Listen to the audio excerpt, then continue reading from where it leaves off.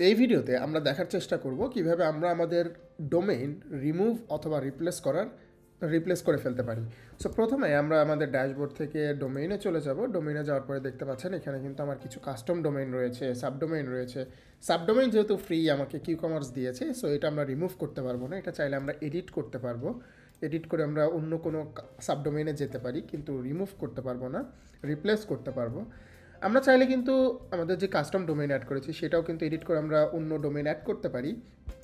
কিন্তু আমি আসলে এটাকে যদি ডিলিট করতে চাই, যে আমি এটাকে ফুললি রিমুভ করে ফেলতে চাচ্ছি, সো আমরা কি করব, সিম্পলি আমরা এটাকে এডিট করব, এডিটে ক্লিক করব। এডিটে ক্লিক করার পরে ডোমেইন যে ডিলিটের অপশনটা রয়েছে রিমুভ নামে, সেই রিমুভে ক্লিক করে দিব। রিমুভে ক্লিক করে ডিলিট করে দিব, তাহলে কিন্তু এটা ডিলিট হয়ে যাবে। আমি যদি আবার এটাও ডিলিট করতে চাই, এডিটে ক্লিক করব, এখান থেকে ডিলিট করে দিব। এখান থেকে ডিলিট করে দিলে কিন্তু আমার ফুললি ডিলিট হয়ে যাবে আমার ডোমেইনটি।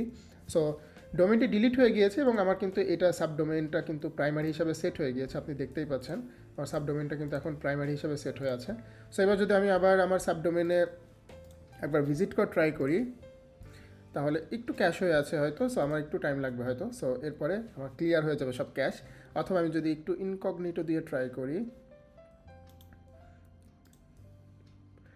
সো দেখতে পাচ্ছেন আমার ব্রাউজার ক্যাশিংয়ের জন্য এটা আমি দেখতে পাচ্ছিলাম না, কিন্তু এখানে কিন্তু ঠিকই এটা ভিজিট করতে পারছি আমি। কিন্তু এখন যদি আমি অর্ডিরোতে ঢোকার ট্রাই করি, তাহলে কিন্তু আসার কথা না, কিন্তু ক্যাশ হয়ে আসার জন্য আসতেছে ব্রাউজার ক্যাশিংয়ের জন্য। সো আমরা এইভাবে খুব সহজে আমাদের ডোমেইনটি আমরা কিন্তু রিমুভ করে ফেলতে পারি। সো এই তো ছিল, ধন্যবাদ।